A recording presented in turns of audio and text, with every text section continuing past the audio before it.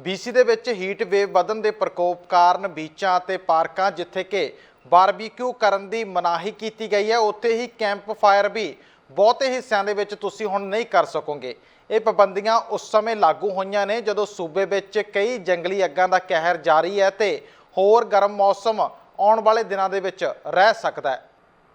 BC ਦੇ ਬਹੁਤੇ ਹਿੱਸੇ 'ਚ ਖੁੱਲੀ ਅੱਗ ਤੇ ਪਾਬੰਦੀ ਹੈ, ਯਾਨੀ कि BC ਦੇ ਬਹੁਤ ਸਾਰੇ ਹਿੱਸਿਆਂ 'ਚ ਕੈਂਪ ਫਾਇਰ ਕਰਨ ਦੇ ਤੁਸੀਂ ਯੋਗ ਨਹੀਂ ਹੋਵੋਗੇ ਵੀਰਵਾਰ ਦੁਪਹਿਰ ਤੱਕ। ਜਿਵੇਂ कि BC ਵਾਈਲਡ ਫਾਇਰ ਸਰਵਿਸ ਦਾ कहना है कि खुली अग ते पाबंदी जारी है। 8 जून तो शुरू होने वाली कोस्टल फायर सेंटर ते प्रिंस जॉर्ज फायर सेंटर लई श्रेणी 1 बर्न की मनाही होगी। कैंप फायर के नाल आतिशबाजी, आसमानी लैंटर्स अते बर्न ब्रैलस ते टिक्की टोर्चस ते चिमनीज की पाबंदी होगी। कोस्टल फायर सेंटर के नाल फायर इंफॉर्मेशन अफसर किम्बरली कैली ने दस्सिया कि ज़्यादातर कोस्टल फायर सेंटर अग के खतरे की मध्यम तो उच्ची दर्जाबंदी दे विच ने। असी जंगल की अग के बालन नूं सुकदे देखिया ते उदों तक सुकदे रहणगे जदों तक असी बहुत ज़्यादा बारिश नहीं देखांगे। ये सूचांक सानूं एक कैंप फायर बैंड लागू करन दे लई लैके आए ने, जो कि वीरवार जून नूं 8 बजे दोपहर के पैसीफिक डेटलाइन टाइम ते लागू होएगा। ये उस समय आउंदा है जदों सूबे विच कई जंगली अग्गां दा कहर जारी है ते होर गर्म मौसम दिखाई दे रहा है। इन्ना ही नहीं, बहुत ज़्यादा अग के जोखम कारण वैनकूवर पार्क बोर्ड अगले नोटिस तक अपने पार्कों ते बीचों तो सारे बारबीक्यू ते पाबंदी लगा रहा है। मंगलवार शाम तो प्रभावी पार्क बोर्ड का कहना है कि एक कदम पार्कों को अग तो सुरक्षित रखने की कोशिश करेगा। ये पाबंदी उस समय तक जारी रहेगी जदों तक वैनकूवर दे विच इस हफ्ते एक छोटी हीट वेव दिखाई दे रही है। लोअर मेनलैंड के कुछ खेत्रों च तापमान 30 डिग्री वल वाधा महसूस हो रहा है। पार्क बोर्ड के अग के खतरे नूं चलदिआं ये पाबंदियां लागू कीतियां ने। इस तरह सरी दे वल्लों भी ये पाबंदियां लगाईआं गईआं ने। आफतां नाल नजिठण लई कैनेडा सरकार एक नवीं रिस्पॉन्स एजेंसी का गठन करने बारे विचार कर रही है। प्रधानमंत्री जस्टिन ट्रूडो ने कहा है कि इन्हां आफतां नाल नजिठण लई नवें तरीके ते नवें ढंगां दी देखण दी जरूरत है। एनवायरमेंट कैनेडा ने ओंटारियो ते क्यूबेक विच हवा की गुणवत्ता बारे भी चेतावनी जारी की है। एक पासे जिथे इस वेले BC च जंगली अग्गां का सामना करना आफत बनया है, उत्थे ही कैनेडा सरकार एक नवीं नैशनल डिजास्टर रिस्पॉन्स एजेंसी का गठन करने बारे विचार कर रही है। विचार अजिहे समय विच कीता जा रहा है जदों कैनेडा हुण तक दीआं सब तो तीव्र जंगली अग्गां दे विच घिरिया होया है। सरकार नूं मदद लई एक वारी फिर तो फौज की सहायता लैनी पै रही है। उत्तरी क्यूबेक विच सैकड़े जंगल अजे भी बल रहे ने। इन्हां अग्गां करके फैले धुएं ने सैकड़े किलोमीटर तक नाल लगदे इलाके ते हवा नूं दूषित कीता है। एनवायरमेंट कैनेडा ने ओंटारियो और क्यूबेक विच हवा की गुणवत्ता मुताबक चेतावनी जारी की है। प्रधानमंत्री जस्टिन ट्रूडो ने एक प्रैस कॉन्फ्रेंस दौरान एक नैशनल डिजास्टर रिस्पॉन्स एजेंसी बनाने बारे सवाल पूछण दे जवाब दिता। उन्होंने कहा कि कैनेडा नूं वधदे गंभीर मौसम के अनुकूल होने की जरूरत है। उन्होंने आख्या कि असीं इस नूं करन दे नवें तरीके अते नवें ढंगां नूं देखण लई चर्चा कर रहे हैं। एक सीनियर सरकारी सूत्र ने कैनेडियन प्रैस नूं दस्सिया कि एक नवीं पहुंच उत्ते चर्चा पहलां भी चल रही है, जिस विच अमेरिका दीआं फैडरल एमरजेंसी मैनेजमेंट एजेंसी की तर्ज ते एक कैनेडियन एजेंसी नूं बनाउण ते विचार किया जा रहा है, जिसकी स्थापना 1979 विच एमरजेंसी प्रबंधन और सिविल डिफेंस दीआं दूरी जिम्मेवारी दे लई कीती गई सी। ये एजेंसी कुदरती आफतां, अतवादी हमलिਆਂ ते होर वड्डियां घटनावां दीआं तैयारियां, रोकथाम, जवाब देण अते उन्हां नूं उभरण लई अमरीकी सरकार दे प्रोग्रामां दी अगवाई करदी है। FEMA दा कैनेडियन संस्करण सिर्फ जंगली अग दे लई नहीं सगों हड़ां अते हैरीकेन वर्गे वड्डे तूफानां समेत सारीआं आफतां लई होवेगा। मौजूदा समय विच कैनेडा दीआं आपत प्रतिक्रियावां योजनावां विच वख-वख पद्धरां दीआं सरकारां केस दर केस आधार ते शामिल हुंदियां ने। ओह मदद लई सैनिक अते उपकरणां नूं तैनात करन लई वार-वार कैनेडियन आर्मड फोर्सिस दा रुख करदियां ने। जदों फौज कैनेडा विच रिस्पॉन्स करदी है तां इह काम ऑपरेशन लैंटस के अधीन आउंदा है। आर्मड फोर्सिस के दस्तावेज दर्शाउंदे ने कि 2018 ते 2022 के विचकार 21 वार फौजी मदद की जरूरत पई है, जिस विच कोविड-19 के रिस्पॉन्स विच 2020 च फौजी मदद लई 118 बेनतियां शामिल ने। मिलिटरी ये चेतावनी दे चुकी है कि किसी आफत विच मदद लई उस नूं बुलाया जाना बाकी सारे विकल्पां दे खत्म होने तो बाद आखिरी विकल्प होना चाहिए। Chief of defence staff general vein air ਨੇ ਚੇਤਾਵਨੀ ਦਿੱਤੀ ਹੈ ਕਿ ਆਫਤ ਦੌਰਾਨ ਸਹਾਇਤਾ ਦੇ ਲਈ ਸੈਨਿਕਾਂ ਦੀ ਵਧੇਰੇ ਮੰਗ ਫੌਜ ਦੀ ਸਮੁੱਚੀ ਸਮਰੱਥਾ ਤੇ ਦਬਾਅ ਪਾ ਰਹੀ ਹੈ। ਵਾਟਰ ਬੰਬਰ ਅਤੇ ਹੋਰ ਜਹਾਜ਼ਾਂ ਵਰਗੇ ਉਪਕਰਨਾਂ ਨਾਲ 500 ਤੋਂ ਵੱਧ ਸੈਨਿਕ ਅਤੇ ਫੌਜੀ ਮਾਹਰ ਐਲਬਰਟਾ, ਕਿਊਬਿਕ ਤੇ ਨੋਵਾ ਸਕੋਸ਼ੀਆ 'ਚ ਅੱਗ ਨਾਲ ਨਜਿੱਠਣ ਵਿੱਚ ਮਦਦ ਕਰਨ ਦੇ ਲਈ ਤੈਨਾਤ ਹੋਣਗੇ। ਕੈਨੇਡਾ ਵਿੱਚ ਇਸ ਸਾਲ ਹੁਣ ਤੱਕ 2300 ਤੋਂ ਵੱਧ ਅੱਗਾਂ ਲੱਗ ਚੁੱਕੀਆਂ ਨੇ, ਜੋ ਕਿ ਸਾਲ ਦੀ ਔਸਤ ਮਾਤਰਾ ਨਾਲੋਂ 10 ਗੁਣਾ ਵੱਧ ਨੇ। ਇਸ ਸਪਰਿੰਗ ਸੀਜ਼ਨ 'ਚ 1,20,000 ਤੋਂ ਵੱਧ ਕੈਨੇਡੀਅਨਜ਼ ਨੂੰ ਉਹਨਾਂ ਦੇ ਘਰਾਂ ਤੋਂ ਬਾਹਰ ਨਿਕਲਣ ਦੇ ਲਈ ਮਜਬੂਰ ਹੋਣਾ ਪਿਆ ਤੇ ਹਜ਼ਾਰਾਂ ਲੋਕ ਅਜੇ ਵੀ ਆਪਣੇ ਘਰਾਂ ਤੋਂ ਸੱਖਣੇ ਨੇ। ਜੰਗਲ ਦੀ ਅੱਗ ਦੇ ਫੈਲੇ ਧੂਏ ਨਾਲ ਅਮਰੀਕਾ ਦੇ ਨਿਊਯਾਰਕ ਤੇ ਕੁਝ ਹੋਰ ਸ਼ਹਿਰਾਂ ਦੇ ਵਿੱਚ ਹਵਾ ਬੇਹੱਦ ਦੂਸ਼ਿਤ ਹੋ ਗਈ ਹੈ। ਕੈਨੇਡਾ ਦੀ ਰਾਜਧਾਨੀ ਓਟਵਾ ਦੇ ਵਿੱਚ ਵੀ ਹਵਾ ਦੀ ਗੁਣਵੱਤਾ ਬੇਹੱਦ ਪ੍ਰਭਾਵਿਤ ਹੋਈ ਹੈ। ਐਨਵਾਇਰਨਮੈਂਟ ਕੈਨੇਡਾ ਦਾ Air Quality Health Index Ottawa, Kingston, Cornwall ਅਤੇ ਵੈਲਵਿਲ ਇਲਾਕੇ ਦੇ ਵਿੱਚ 10+ ਦਾ ਦਰਜ ਕਰ ਰਿਹਾ ਹੈ, ਜਿਸ ਨੂੰ ਲੋਕਾਂ ਦੀ ਸਿਹਤ ਲਈ ਬਹੁਤ ਜ਼ਿਆਦਾ ਨੁਕਸਾਨਦੇਹ ਮੰਨਿਆ ਜਾ ਰਿਹਾ ਹੈ। ਇਸ ਮੌਕੇ ਲੋਕਾਂ ਨੂੰ ਮਾਸਕ ਪਹਿਨਣ ਦੀ ਸਲਾਹ ਦਿੱਤੀ ਜਾ ਰਹੀ ਹੈ।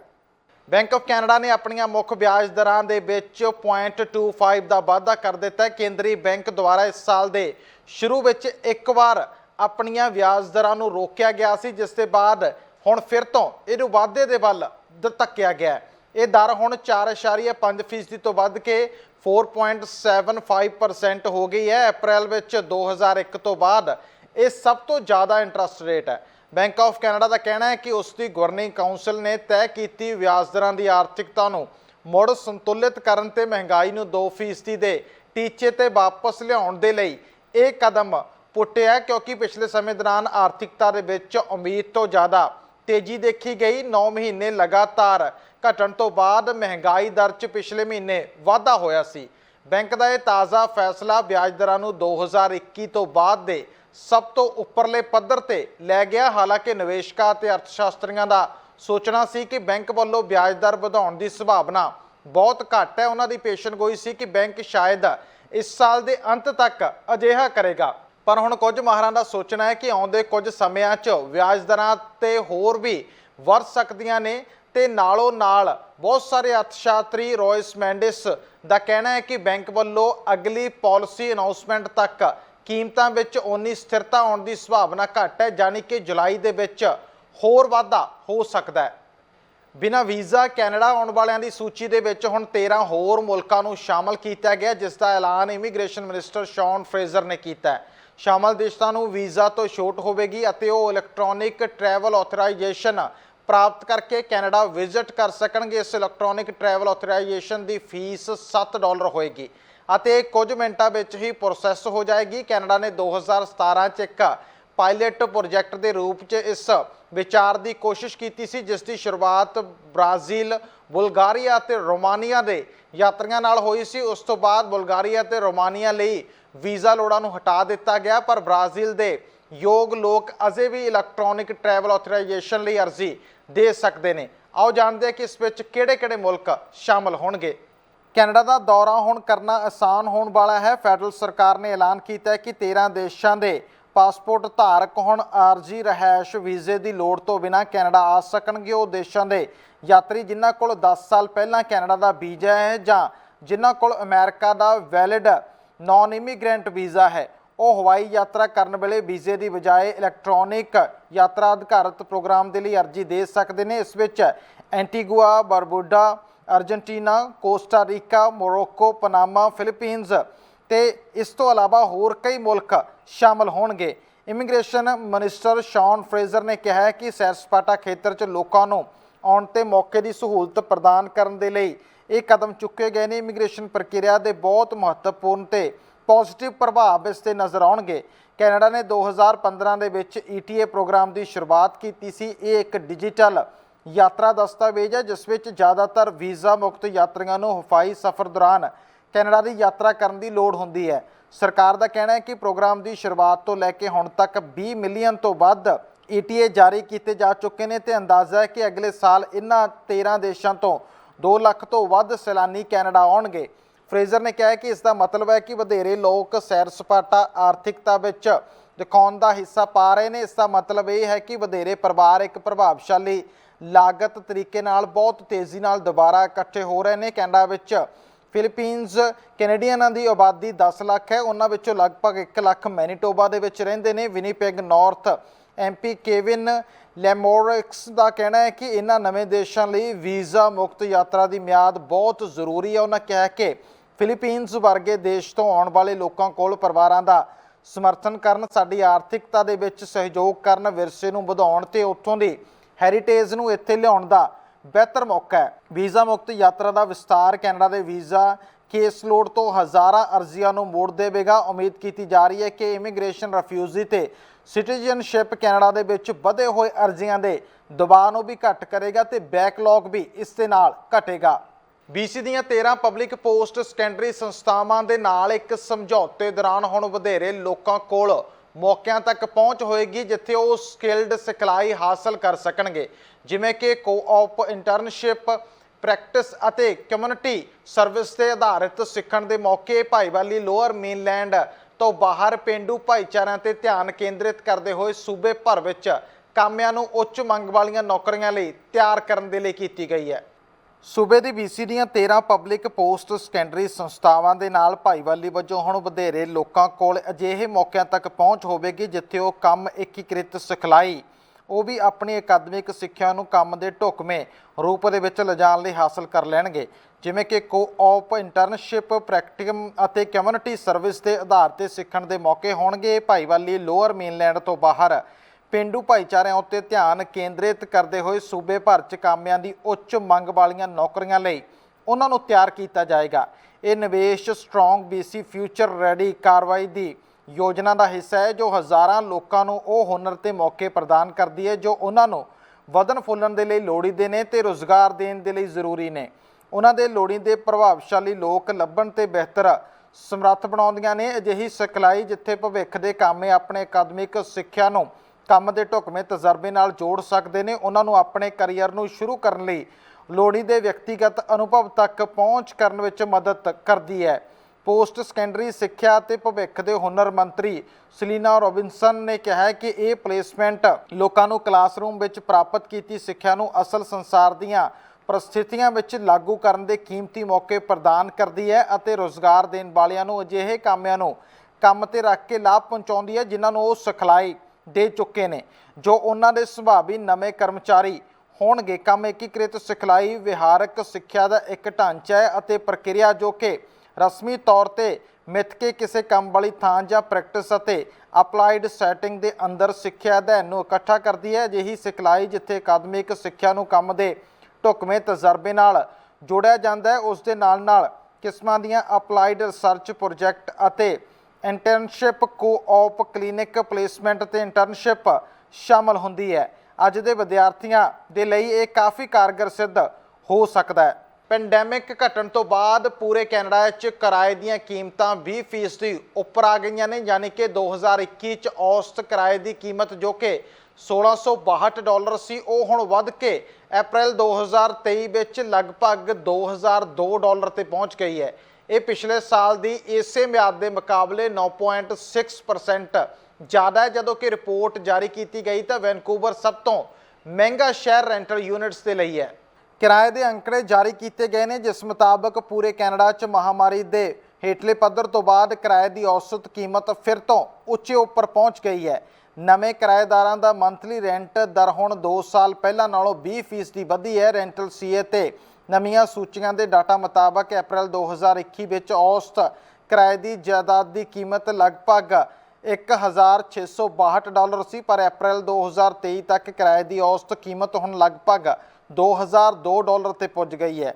ਪਿਛਲੇ ਸਾਲ ਦੀ ਇਸੇ ਮਿਆਦ ਦੇ ਮੁਕਾਬਲੇ ਇਸ ਵਿੱਚ 9.6% ਦਾ ਵਾਧਾ ਕੀਤਾ ਗਿਆ, ਜਦੋਂ ਕਿ ਇੱਕ ਬੈਡਰੂਮ ਵਾਲੇ ਅਪਾਰਟਮੈਂਟ ਦੀ ਕੀਮਤ ਦੇ ਹਿਸਾਬ ਨਾਲ ਦਰਜਾਬੰਦੀ ਕੀਤੀ ਜਾਵੇ ਤਾਂ ਵੈਨਕੂਵਰ ਦੇ ਵਿੱਚ $2787 ਦੇ ਉੱਪਰ ਔਸਤਨ ਕਿਰਾਇਆ ਪਹੁੰਚ ਗਿਆ। ਇਸ ਦੇ ਬਾਅਦ ਦੂਜਾ ਨੰਬਰ ਟੋਰਾਂਟੋ ਦਾ ਆਉਂਦਾ ਜਿੱਥੇ ਕਿ $2526 ਦੇ ਉੱਪਰ ਅੰਕੜਾ ਪਹੁੰਚ ਗਿਆ। ਇਹ ਡਾਟਾ rental.ca ਦੁਆਰਾ ਮਈ ਦੀ ਇੱਕ ਰਿਪੋਰਟ ਵਿੱਚ ਪੋਸਟ ਕੀਤਾ ਗਿਆ। rental.ca ਦੇ ਨੈਟਵਰਕ ਆਫ ਇੰਟਰਨੈਟ ਲਿਸਟਿੰਗਸ ਦੇ ਵੱਖ-ਵੱਖ ਰੈਂਟਲ ਸਾਈਟਾਂ ਤੇ ਹੋਸਟ ਕੀਤੀਆਂ ਕਿਰਾਏ ਦੀਆਂ ਜਾਇਦਾਦਾਂ ਤੋਂ ਮਹੀਨਾਵਾਰ ਸੂਚੀਆਂ ਤੇ ਆਧਾਰਿਤ ਹੈ। ਰਿਪੋਰਟ ਅਨੁਸਾਰ ਇਹ ਉਹਨਾਂ ਰੋਜ਼ਾਨਾ ਦੀ ਤਸਵੀਰ ਪ੍ਰਦਾਨ ਕਰਨ ਲਈ ਸਿਰਫ ਖਾਲੀ ਯੂਨਿਟਾਂ ਦੇ ਦਰਾਂ ਤੇ ਆਧਾਰਿਤ ਹੈ ਜੋ ਇਸ ਸਮੇਂ ਕਿਸੇ ਅਪਾਰਟਮੈਂਟ ਦੀ ਤਲਾਸ਼ ਕਰ ਰਹੇ ਨੇ। ਵਿਅਕਤੀਆਂ ਨੂੰ ਸਾਹਮਣੇ ਕਰਨ ਦੇ ਲਈ ਕਈ ਔਕੜਾਂ ਵੀ ਆ ਰਹੀਆਂ ਨੇ। ਕੈਨੇਡੀਆਂ ਨੂੰ ਜਿਸ ਗੱਲ ਦਾ ਸਾਹਮਣਾ ਕਰਨਾ ਪੈ ਰਿਹਾ ਉਹ ਹੈ ਆਸਮਾਨ ਛੂਹ ਰਹੀਆਂ ਕੀਮਤਾਂ। ਰਿਪੋਰਟ ਵਿੱਚ ਪਾਇਆ ਗਿਆ ਹੈ ਕਿ ਦੇਸ਼ ਦੇ 35 ਸਭ ਤੋਂ ਵੱਧ ਆਬਾਦੀ ਵਾਲੇ ਸ਼ਹਿਰਾਂ ਦੇ ਵਿੱਚ ਬੈਡਰੂਮ ਵਾਲੇ ਅਪਾਰਟਮੈਂਟ ਦੀ ਔਸਤਨ ਰੈਂਟਲ ਕੀਮਤ $1,811 ਤੇ ਪਹੁੰਚ ਗਈ ਹੈ, ਜਦੋਂ ਕਿ 2 ਬੈਡਰੂਮ ਦੀ ਕੀਮਤ $2,239 ਤੇ ਪਹੁੰਚ ਗਈ ਹੈ। ਇਹਨਾਂ 35 ਸ਼ਹਿਰਾਂ ਵਿੱਚੋਂ ਸਿਰਫ 10 ਸ਼ਹਿਰਾਂ ਵਿੱਚ 2 ਬੈਡਰੂਮ ਵਾਲੇ ਅਪਾਰਟਮੈਂਟ ਯੂਨਿਟ ਦੀ ਔਸਤ ਕੀਮਤ $2,000 ਤੋਂ ਘੱਟ ਹੈ। rental.ca ਦੁਆਰਾ ਟਰੈਕ ਕੀਤੇ ਜਾਣ ਵਾਲੇ ਸਾਰੇ ਸ਼ਹਿਰਾਂ ਨੂੰ ਧਿਆਨ 'ਚ ਰੱਖਦੇ ਹੋਏ ਅਪ੍ਰੈਲ ਵਿੱਚ 1 ਬੈਡਰੂਮ ਦੀ ਔਸਤ ਕੀਮਤ $1,724 ਸੀ ਤੇ 2 ਬੈਡਰੂਮ ਦੀ ਔਸਤ ਕੀਮਤ $2,076 ਸੀ। ਅਪ੍ਰੈਲ 2022 ਦੀਆਂ ਕੀਮਤਾਂ ਦੀ ਤੁਲਨਾ ਵਿੱਚ ਇੱਕ ਅਪਾਰਟਮੈਂਟ ਕੰਡੋਮੀਨੀਅਮ ਜਾਂ ਘਰ ਦੇ ਕਿਰਾਏ ਦੀ ਯੂਨਿਟ ਦੀ ਲਗਾਤਾਰ 12.9% ਦਾ ਵਾਧਾ ਦਰਜ ਕੀਤਾ ਗਿਆ। ਕੈਨੇਡਾ ਦੇ ਕੁਝ ਖੇਤਰਾਂ ਵਿੱਚ ਕੈਲਗਰੀ ਤੇ ਟੋਰਾਂਟੋ ਸਮੇਤ ਸਿਰਫ 1 ਸਾਲ ਵਿੱਚ ਕਿਰਾਏ 'ਚ 20% ਦਾ ਵਾਧਾ ਹੋਇਆ। ਰਿਪੋਰਟ ਦੇ ਅਨੁਸਾਰ ਸਿਰਫ ਕੁਝ ਸ਼ਹਿਰਾਂ 'ਚ ਕੀਮਤਾਂ ਸਥਿਰ ਨੇ ਜਾਂ ਅਪ੍ਰੈਲ 2022 ਦੇ ਮੁਕਾਬਲੇ ਘੱਟ ਵਧੀਆਂ ਨੇ, ਬਾਕੀ ਸ਼ਹਿਰਾਂ 'ਚ ਬਹੁਤ ਜ਼ਿਆਦਾ ਵਧੀਆਂ ਨੇ। ਰੈਜ਼ੀਡੈਂਸੀ ਟੈਨੇਸੀ ਬ੍ਰਾਂਚ ਹੁਣ 200 ਤੋਂ ਵੱਧ ਭਾਸ਼ਾਵਾਂ 'ਚ ਸੇਵਾ ਪ੍ਰਦਾਨ ਕਰਨ ਜਾ ਰਹੀ ਹੈ, ਜਿਸ ਨਾਲ ਕਿਰਾਏਦਾਰਾਂ ਤੇ ਮਾਲਕਾਂ ਨੂੰ ਆਉਣ ਵਾਲੀਆਂ ਮੁਸ਼ਕਲਾਂ ਦਾ ਹੱਲ ਹੋਵੇਗਾ। ਇਹ ਬਹੁਭਾਸ਼ੀ ਸੇਵਾਵਾਂ ਮੁਫਤ ਵਿੱਚ ਪੇਸ਼ ਕੀਤੀਆਂ ਜਾ ਰਹੀਆਂ ਨੇ। ਇਹਨਾਂ ਸੇਵਾਵਾਂ ਨਾਲ ਵਧੇਰੇ ਲੋਕਾਂ ਨੂੰ RTV ਤੱਕ ਪਹੁੰਚ ਕਰਨ ਦੇ ਵਿੱਚ ਮਦਦ ਮਿਲੇਗੀ। ਸੂਬੇ ਦੇ ਰੈਜ਼ੀਡੈਂਸ਼ੀਅਲ ਕਿਰਾਏਦਾਰ ਬ੍ਰਾਂਚ RTV ਵੱਲੋਂ ਹੁਣ 200 ਤੋਂ ਵੱਧ ਭਾਸ਼ਾਵਾਂ 'ਚ ਵਿਵਾਦਾਂ ਨੂੰ ਸੁਲਝਾਉਣ ਦੇ ਲਈ ਜਾਣਕਾਰੀ ਲਈ ਸਮੇਂ ਅਨੁਸਾਰ ਲੋੜੀਂਦੀਆਂ ਸੇਵਾਵਾਂ ਪੇਸ਼ਕਸ਼ ਕੀਤੀਆਂ ਜਾਣਗੀਆਂ। ਹਾਊਸਿੰਗ ਮਿਨਿਸਟਰ ਰਵੀ ਕਾਲੋ ਨੇ ਦੱਸਿਆ ਕਿ ਕਿਰਾਏਦਾਰਾਂ ਅਤੇ ਮਕਾਨ ਮਾਲਕਾਂ ਨੇ ਸਪਸ਼ਟ ਕੀਤਾ ਹੈ ਕਿ ਰੈਜ਼ੀਡੈਂਸ਼ੀਅਲ ਟੈਨੇਸੀ ਦੇ ਵਿਵਾਦਾਂ ਨਾਲ ਨਜਿੱਠਣ ਲਈ ਸਾਬਕਾ ਸੇਵਾਵਾਂ ਜੋ ਕਿ ਸਿਰਫ ਅੰਗਰੇਜ਼ੀ ਵਿੱਚ ਪੇਸ਼ ਕੀਤੀਆਂ ਜਾਂਦੀਆਂ ਸਨ, ਉਹਨਾਂ ਦੀਆਂ ਜ਼ਰੂਰਤਾਂ ਨੂੰ ਪੂਰਾ ਨਹੀਂ ਕਰ ਰਹੀਆਂ। ਅਸੀਂ ਲੋਕਾਂ ਦੀ ਜ਼ਰੂਰਤ ਨੂੰ ਸੁਣਿਆ, ਜਿਸ ਕਰਕੇ ਅਸੀਂ ਬਹੁ ਭਾਸ਼ਾਵਾਂ ਵਿੱਚ ਉਹਨਾਂ ਦੀ ਸਹਾਇਤਾ ਕਰਨ ਦੇ ਲਈ ਕਾਰਵਾਈ ਕਰ ਰਹੇ ਹਾਂ ਤਾਂ ਜੋ ਕਿਰਾਏਦਾਰ ਅਤੇ ਮਕਾਨ ਮਾਲਕ ਦੋਵਾਂ ਨੂੰ ਸਹੀ ਢੰਗ ਦੇ ਨਾਲ ਹੱਲ ਸਮੇਂ ਸਿਰ ਮਿਲ ਸਕੇ, ਜਿਸ ਦੇ ਉਹ ਹੱਕਦਾਰ ਨੇ। 1 ਅਪ੍ਰੈਲ 2023 ਤੋਂ ਬਹੁ ਭਾਸ਼ਾਈ ਅਨੁਵਾਦ ਮੁਫਤ ਵਿੱਚ ਪੇਸ਼ ਕੀਤੀਆਂ ਜਾ ਰਿਹਾ। ਇਹਨਾਂ ਸੇਵਾਵਾਂ ਨਾਲ BC ਦੇ ਅਜਿਹੇ ਵਧੇਰੇ ਲੋਕਾਂ ਨੂੰ RTV ਤੱਕ ਪਹੁੰਚ ਕਰਨ 'ਚ ਮਦਦ ਮਿਲੇਗੀ ਜਿਨ੍ਹਾਂ ਦੀ ਮੁੱਢਲੀ ਭਾਸ਼ਾ ਅੰਗਰੇਜ਼ੀ ਨਹੀਂ ਹੈ। ਪਹਿਲਾਂ ਜਿਨ੍ਹਾਂ ਲੋਕਾਂ ਨੂੰ ਕਿਸੇ ਵੱਖਰੀ ਭਾਸ਼ਾ ਵਿੱਚ ਅਨੁਵਾਦ ਦੀ ਲੋੜ ਹੁੰਦੀ ਸੀ, ਉਹਨਾਂ ਨੂੰ ਆਪਣੇ ਪਰਿਵਾਰ ਦੇ ਕਿਸੇ ਮੈਂਬਰ ਜਾਂ ਦੋਸਤ ਦੀ ਮਦਦ ਲੈਣ ਦੀ ਸਲਾਹ ਦਿੱਤੀ ਜਾਂਦੀ ਸੀ, ਜਿਸ ਨਾਲ ਸੁਭਾਵੀ ਤੌਰ ਤੇ ਉਹਨਾਂ ਲੋਕਾਂ ਨੂੰ RTV ਦੀਆਂ ਸੇਵਾਵਾਂ ਤੱਕ ਪਹੁੰਚ ਕਰਨ ਲਈ ਅੜਚਨ ਆਉਂਦੀ ਸੀ। ਕੁਝ ਵਧੇਰੇ ਆਮ ਭਾਸ਼ਾਵਾਂ ਜਿਨ੍ਹਾਂ ਵਿੱਚ ਸੇਵਾਵਾਂ ਪੇਸ਼ ਕੀਤੀਆਂ ਜਾ ਰਹੀਆਂ ਨੇ ਉਹਨਾਂ ਵਿੱਚ ਅਰਬੀ, ਕੈਂਟੋਨੀਜ਼, ਫਾਰਸੀ, Persian, French, Hindi, Japanese, Korean, Mandarin, Punjabi, Spanish, Telugu, Urdu ਅਤੇ ਵੀਅਤਨਾਮੀ ਸ਼ਾਮਲ ਨੇ। ਸੂਬੇ ਵਿੱਚ ਬੋਲੀਆਂ ਜਾਣ ਵਾਲੀਆਂ ਬਹੁਤ ਸਾਰੀਆਂ ਮੂਲਵਾਸੀ ਭਾਸ਼ਾਵਾਂ ਵਿੱਚ ਵੀ ਇਹ ਸੇਵਾਵਾਂ ਪੇਸ਼ ਕੀਤੀਆਂ ਜਾ ਰਹੀਆਂ ਨੇ। ਇਹ ਨਵੀਂ ਸੇਵਾ ਕਿਰਾਏਦਾਰਾਂ ਦੇ ਲਈ ਬਿਹਤਰ ਸੁਰੱਖਿਆ 2017 ਤੋਂ ਬਾਅਦ BC ਸਰਕਾਰ ਦੇ ਵੱਲੋਂ ਚੁੱਕਿਆ ਗਿਆ ਮਹੱਤਵਪੂਰਨ ਕਦਮ ਹੈ। ਫਿਲਹਾਲ ਦੇ ਲਈ ਕੈਨੇਡਾ ਨਿਊਜ਼ ਦੇ ਵਿੱਚ ਇੰਨਾ ਹੀ। ਭਲਕੇ ਮੁੜ ਹਾਜ਼ਰ ਹੋਵਾਂਗੇ, ਤਦ ਤੱਕ ਦੇ ਲਈ ਦਿਓ ਆਗਿਆ। ਧੰਨਵਾਦ। ਸਾਡਾ ਹਰ ਇੱਕ ਪ੍ਰੋਗਰਾਮ ਦੇਖਣ ਤੇ ਸਾਡੇ ਨਾਲ ਜੁੜਨ ਲਈ ਸਬਸਕ੍ਰਾਈਬ ਕਰੋ ਚੈਨਲ ਪੰਜਾਬੀ ਤੇ ਨੋਟੀਫਿਕੇਸ਼ਨ ਲਈ ਬੈਲ ਆਈਕਨ ਵਾਲੇ ਬਟਨ ਤੇ ਕਲਿੱਕ ਕਰੋ।